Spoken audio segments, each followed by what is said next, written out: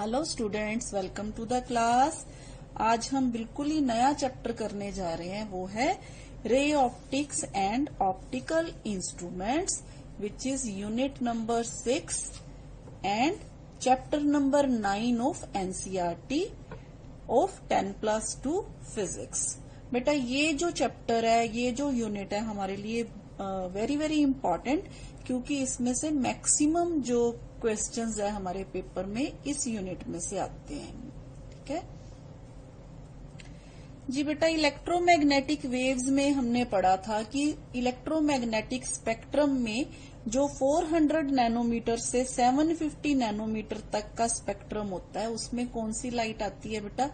Visible light आती है, visible spectra उसको बोलते हैं हम। इसमें ये वो वाला पोर्शन होता है इलेक्ट्रोमैग्नेटिक वेव का जिसमें क्या है, विबग्योर 7 कलर्स हैं जो इंक्लूडेड हैं, जिनको हम देख पाते हैं। ठीक है, तो इन सब की बेटा इलेक्ट्रोमैग्नेटिक वेव्स में हमने पढ़ा था कि जो विजिबल लाइट है या सारी इलेक्ट्रोमैग्नेटिक वेव्स में जो भी वेव्स आती हैं, उन सब की जो वेलोसिटी है या स्पीड है लाइट के हिसाब से होती है। यानी कि लाइट है, जो विजिबल लाइट है, अब तक जो साइंटिस्ट्स ढूंढ पाए हैं वो ये कि जो लाइट है वो उसकी स्पीड कितनी होती है, 3 × 10⁸ मीटर पर सेकेंड इन वैक्यूम। ठीक है, और इसके अलावा हमने ये भी पढ़ा है कि लाइट जो है वो क्या है, एक फॉर्म ऑफ एनर्जी है। तो आज हम लाइट के बारे में ही, लाइट की प्रॉपर्टीज है जो वो पढ़ेंगे ऑप्टिक्स में। तो ऑप्टिक्स क्या है बेटा? Optics study of nature, production and propagation of light है। यानी कि ये ब्रांच ऑफ फिजिक्स है जो इन सारी चीजों के बारे में क्या करती है, स्टडी करती है। तो बेटा ऑप्टिक्स में आगे हम 2 ब्रांचेज हैं जो मेन करेंगे। सबसे पहले बेटा रे ऑप्टिक्स।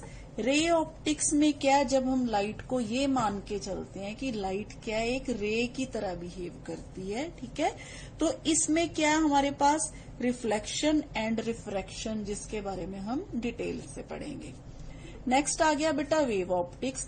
जैसे कि हमने इलेक्ट्रोमैग्नेटिक वेव्स में पढ़ा, तो हमने लाइट को क्या माना, यहाँ पे लाइट को हमने वेव माना। ध्यान से देखिए, हमने इसको रे नहीं माना। हमने कहा लाइट क्या है, जो एक वेव है। हमने कहा ना इलेक्ट्रोमैग्नेटिक वेव्स जो होती है उनकी नेचर ऐसी होती है, ये क्या होती है, वेवलेंथ होती है। ठीक है, तो इसका मतलब यहाँ पे हम लाइट को क्या कंसिडर कर रहे हैं, यहाँ पे हम लाइट को एज अ वेव कंसिडर कर रहे हैं। तो वेव के हिसाब से जो हम लाइट्स की प्रॉपर्टीज हैं, जो हम लाइट की प्रॉपर्टीज के बारे में पढ़ेंगे, उनमें हम पढ़ेंगे बेटा interference, diffraction, polarisation of light etcetera. ठीक है, तो स्टार्ट करते हैं बेटा रे ऑप्टिक्स के फर्स्ट टॉपिक से, जो है reflection of light.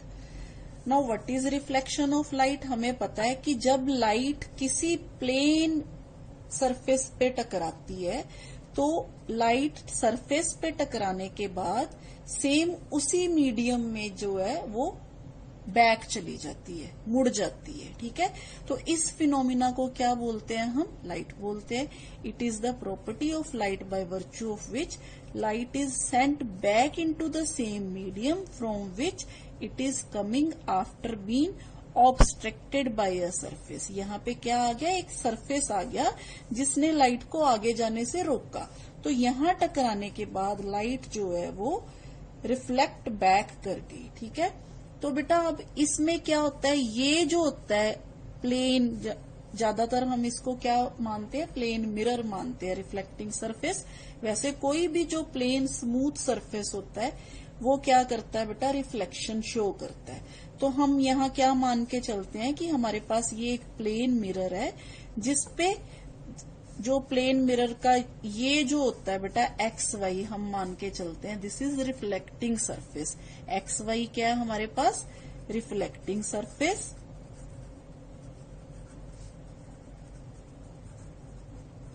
Hair S O is incident ray. ठीक है, O N is normal to the surface, normal to the surface या normal drawn to the shining surface, to the shining surface. And what is OI? OI is beta reflected ray. Reflected ray. ठीक है, which departs away from the shining surface. अच्छा बेटा, अब ये तो हो गया रिफ्लेक्शन क्या होती है. अब हम पढ़ेंगे बेटा लॉज ऑफ रिफ्लेक्शन, यानी कि जब लाइट रिफ्लेक्ट होती है तो इसको कौन कौन से लॉज हैं जो वो फॉलो करने पड़ते हैं. तो फर्स्ट लॉ है बेटा जो लाइट ऑफ रिफ्लेक्शन का, लॉज ऑफ रिफ्लेक्शन का जो फर्स्ट मेन रहा है उसमें क्या है बेटा कि इंसिडेंट रे,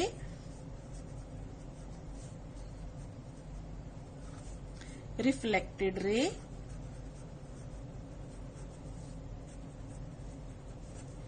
एंड नॉर्मल. ये जो सारे होते हैं बेटा ये सारे एक ही प्लेन में लाई करते हैं. ठीक है, all lie in one plane and that plane is perpendicular to the reflecting surface. They all lie in one plane, या हम बोल देते हैं सेम प्लेन. ठीक है, and that plane is perpendicular to the reflecting surface. कैसे बेटा, जैसे मान लीजिए मेरे पास ये रिफ्लेक्टिंग सरफेस है, ये रिफ्लेक्टिंग सरफेस है, इसके ऊपर ऐसे लाइट आ रही है तो ये लाइट ऐसे आके इस तरफ को मुड़ जाएगी, इस तरफ को मुड़ जाएगी. ठीक है, तो ये कौन से प्लेन में जा रही है, ये वाले प्लेन में. ठीक है, ये दोनों प्लेन क्या है, ये रिफ्लेक्टिंग है और ये वो वाला प्लेन है जिसमें लाइट क्या कर रही है, रिफ्लेक्ट कर रही है. ठीक है, ऐसे ये देखिए ऐसे होता है. लाइट है जो अगर हम माने लाइट यहां से आएगी, यहां टकराएगी और यहां से इसी प्लेन में क्या चली जाएगी, वापस चली जाएगी. तो ये है बेटा रिफ्लेक्शन ऑफ लाइट. मान लीजिए मैंने यहाँ पे एक पेपर रखा. ठीक है, इस पेपर पे ऐसे लाइट आई और इसी प्लेन में वापस चली गई. ये इंसिडेंट रे है, ये रिफ्लेक्टेड रे है और ये यहाँ पे क्या हमारे पास नॉर्मल टू द सरफेस है. ठीक है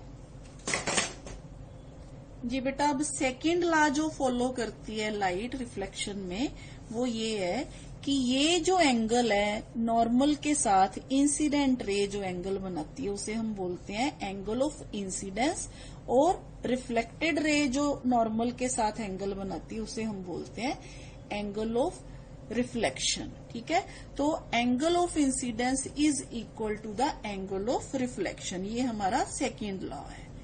एंगल ऑफ इंसिडेंस जो है is equal to the angle of reflection, that is angle I is equal to angle R. ये है बेटा प्लेन रिफ्लेक्टिंग सरफेस के बारे में. ठीक है, अब बेटा हम रोज मिरर में अपनी देखते हैं ना, इमेज देखते हैं, तो हम ये भी देखेंगे कि इमेज फॉर्मेशन है जो वो कैसे होती है एक प्लेन मिरर में. जी बेटा, अब image formed by a plane mirror. सबसे पहले हम देखते हैं अगर हम मिरर के सामने कोई पॉइंट ऑब्जेक्ट रखते हैं तो उसकी इमेज है वो कैसे फॉर्म होती है. सबसे पहले बेटा ये हमारे पास मान लीजिए मिरर है. ठीक है, तो मिरर में ये क्या है बेटा, सेम वैसे ही हम इस पे नॉर्मल ड्रा कर लेते हैं. ये क्या हमारे पास नॉर्मल टू द मिरर है. मान लीजिए हमारे पास बेटा यहाँ पे कोई ऑब्जेक्ट है, यहाँ पे मान लीजिए हमारे पास कोई ऑब्जेक्ट है. ठीक है, तो इस ऑब्जेक्ट में से बेटा जो लाइट है यहां जाएगी. मान लीजिए यहां इंसिडेंट रे जा रही है. ठीक है, तो इंसिडेंट रे जब यहां जाएगी तो ये इतने ही एंगल से बैक हो जाएगी इसी मीडियम में. ठीक है, तो ये क्या हमारे पास रिफ्लेक्टेड रे है। ठीक है, अब एक रे ये होगी बेटा। अब दूसरी रे मान लीजिए बिल्कुल परपेंडिकुलर जा रही है इधर, और जो रे परपेंडिकुलर जाती है क्योंकि एंगल 0 है नॉर्मल के साथ, तो उसी एंगल पे वापस मुड़ना है, यानी कि 0 एंगल पे ही वापस मुड़ के आएगी। इसका मतलब बेटा नॉर्मली अगर कोई रे किसी सरफेस पे जाके टकराए, मान लीजिए ऐसे रे आके टकरा रही है, तो वो ऐसे ही बैक जाएगी। ठीक है, तो यहाँ पे ये ऐसे ही हो रहा है। तो अब क्या होता है बेटा, हम क्या करते हैं, इस रे को भी पीछे की तरफ ऐसे ड्रॉ कर देते हैं, और ये रिफ्लेक्टेड रे है जो, इसको भी हम पीछे की तरफ ऐसे ड्रॉ कर देते हैं। जहां पे ये दोनों रेज मीट करती हैं, तो this is object, this is image of the object. तो ये है बेटा image formation with the help of plane mirror. तो ये एंगल हमारे पास आर है। ठीक है, क्लियर हो गया बेटा। अब मान लीजिए बेटा मेरे पास प्लेन जो पॉइंट ऑब्जेक्ट की जगह पे मेरे पास कोई एक्सटेंडेड ऑब्जेक्ट है। ठीक है, मान लीजिए बेटा मेरे पास ये एरो है। ठीक है, अब मैंने इसकी इमेज फॉर्मेशन करनी है, तो सबसे पहले क्या होगा बेटा, मान लीजिए ऐसी मेरे पास एक रे इधर से गई। ठीक है, तो ये रे क्या जाएगी, ये रे ऐसी बैक चली जाएगी।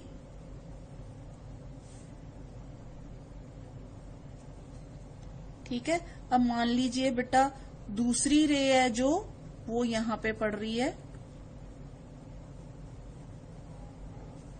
ठीक है, तो दूसरी रे क्या करेगी बेटा, दूसरी रे भी ऐसी जाएगी, मतलब जिस एंगल पे इसने इंसिडेंट होना है उसी एंगल पे इसको क्या होगा, ये बैक चली जाएगी। ठीक है, अब हम क्या करेंगे, दोनों रेज को ऐसे पीछे की तरफ बढ़ा देंगे।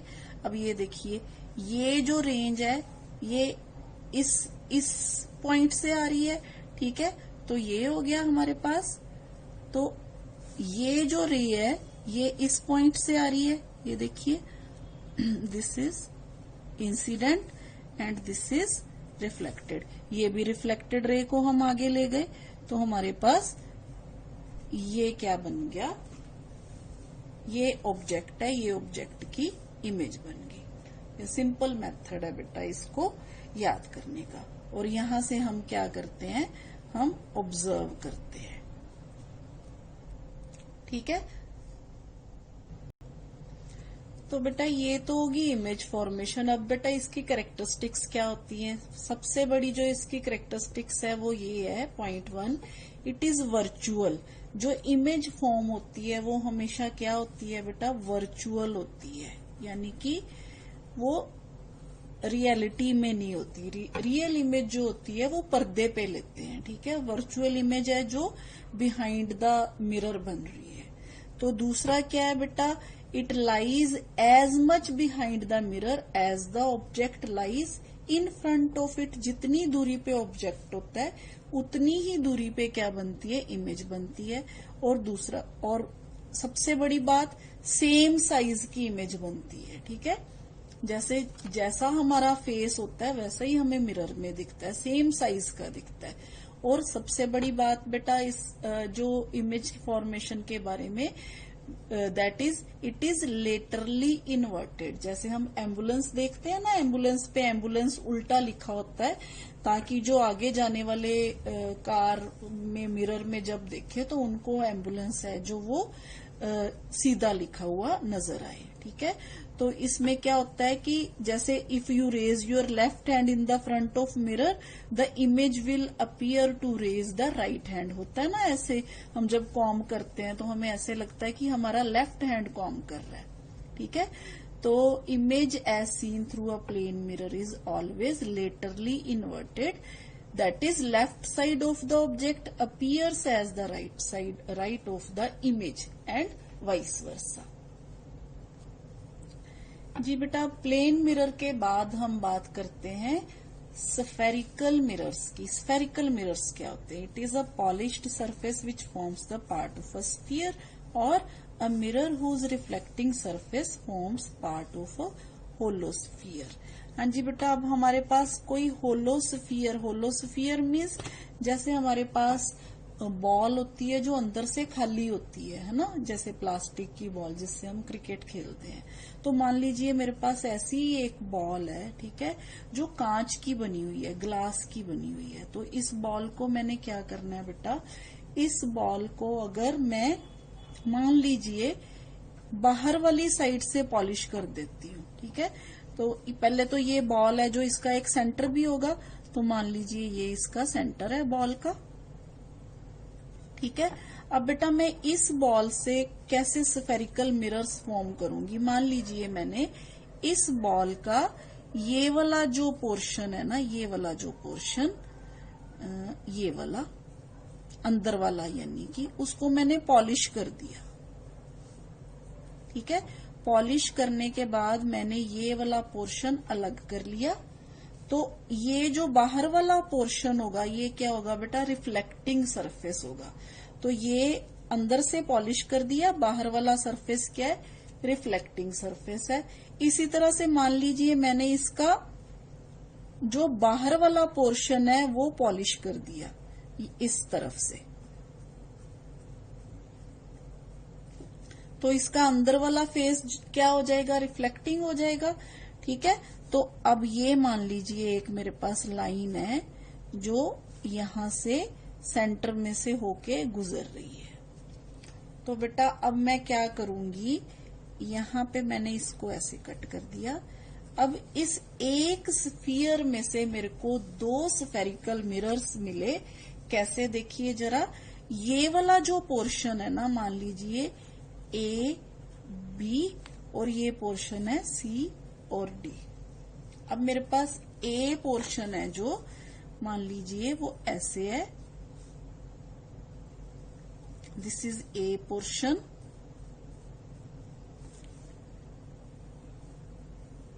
Now it's reflecting side is this, ठीक है। दूसरा पोर्शन है मेरे पास जो, वो मान लीजिए मेरे पास ये है बेटा,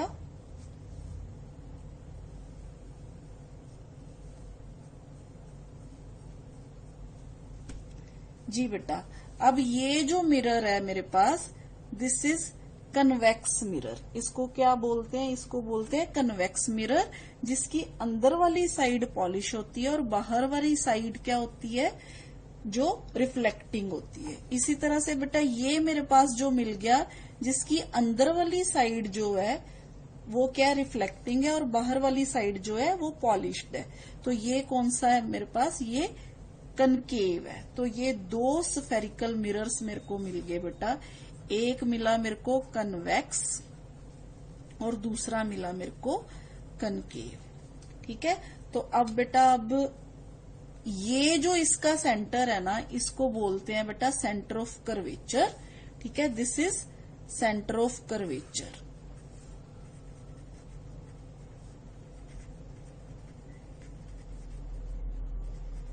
अच्छा, अब इसी स्फीयर मैंने ये दो मिरर्स बनाए हैं ना, तो फिर यही वाला सेंटर ऑफ कर्वेचर इनका भी होगा।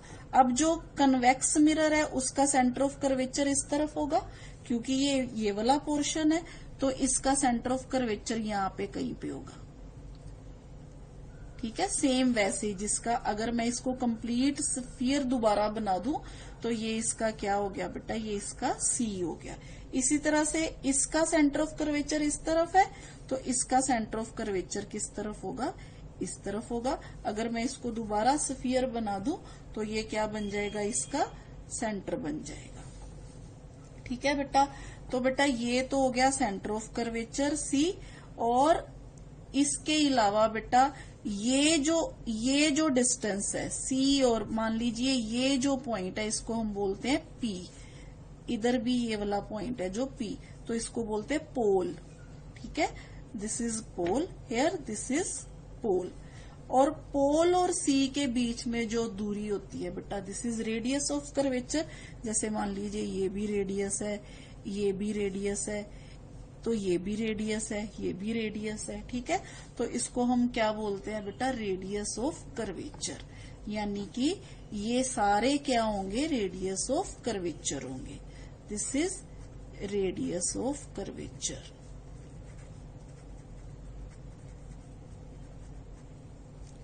ठीक है बेटा, तो ये तो हो गया बेटा रेडियस ऑफ कर्वेचर। तो here this is reflecting side,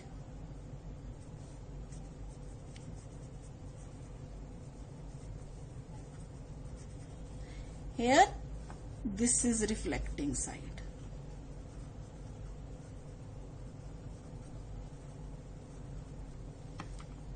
हाँ जी बेटा, क्लियर हो गया आपको।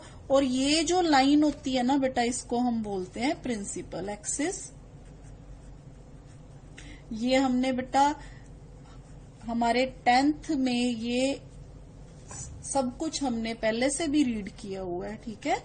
तो ये हमारे पास हो गया सेंटर। अच्छा बेटा, अब सेंटर और पोल के बीच में बिल्कुल मिड में जो पॉइंट होता है ना, उसको हम बोलते हैं फोकस। तो यहाँ पे कहीं पे फोकस होगा। अगर यहाँ पे फोकस है तो इसमें भी यहाँ मिड में क्या होगा, एफ पॉइंट होगा। इसके भी यहाँ पे मिड में क्या होगा, एफ पॉइंट होगा। यानी कि पीएफ और एफसी दोनों क्या होंगे, सेम होंगे। यहाँ पे भी पीएफ और एफसी जो है वो दोनों क्या होंगे, सेम होंगे। तो बेटा ये हमारे पास स्फेरिकल एक होलो स्फीयर है, जिसमें से हमने 2 स्फेरिकल मिरर्स काट के बनाए हैं, एक कन्वेक्स और दूसरा कनकेव। ठीक है जी बेटा, देखिए अब हमारे पास this is concave and this is convex mirror. अच्छा बेटा, अब कनकेव मिरर में क्या होता है, कनकेव मिरर में हमारे पास मान लीजिए पैरेलल बीम ऑफ लाइट आ रही है। ये सारी की सारी लाइट आके क्या करती है, एक्चुअली मीट करती है फोकस पे। ठीक है, तो ये क्या है, इसका रियल फोकस है। इसको हम क्या बोलते हैं, इसका रियल फोकस, रियल फोकस। ठीक है, इसी तरह से बेटा जो ये वाला मिरर है, कन्वेक्स मिरर है, इसमें क्या होता है, रेज ऑफ लाइट जो होती हैं, पैरेलल बीम ऑफ लाइट जो होती है, वो यहां आने के बाद जो है बिखर जाती है। ठीक है, क्योंकि मिरर जो है वो मुड़ गया और लाइट जो है वो उसने क्या करना है, लॉज ऑफ रिफ्लेक्शन फॉलो करना है। यहाँ पे लॉज ऑफ रिफ्लेक्शन क्या कहता है कि लाइट जिस एंगल पे आई उसी एंगल पे मुड़ गई। तो यहाँ पे भी लाइट जिस एंगल पे आई उसी एंगल पे मुड़ गई। ठीक है, तो बेटा यहाँ पे क्या होगा, ये सारी रेज हैं जो वो क्या हो जाती है, डाइवर्ट हो जाती हैं। तो हमें इनको पीछे बैक में मिलाना पड़ता है, एक्सटेंड करके लाइंस को सारी। तो जहां पे ये मीट करती हैं वहां पे इसका क्या बनता है बेटा, वर्चुअल फोकस। इसको बोलते हैं वर्चुअल फोकस। ठीक है, तो ये बेटा this is focal length of convex lens mirror, sorry, और this is focal length of plane mirror. ठीक है, ये पॉइंट पी है। तो इसमें बेटा ये जो होता है इसका अपर्चर होता है। अब मान लो मैंने स्फीयर छोटा लिया है तो मिरर भी छोटा बनेगा, अगर मैं स्फीयर बड़ा लूंगी तो मिरर भी बड़ा बनेगा। ठीक है, तो अपर्चर भी उतना ही होगा जितना हमारे पास क्या है, स्फीयर जो है जिसका साइज जितना साइज होगा। ठीक है, तो दिस वाज ऑल अबाउट बेटा स्फेरिकल मिरर्स। तो इनके बारे में और डिटेल में हम पढ़ेंगे अपने नेक्स्ट लेक्चर में। थैंक यू बेटा।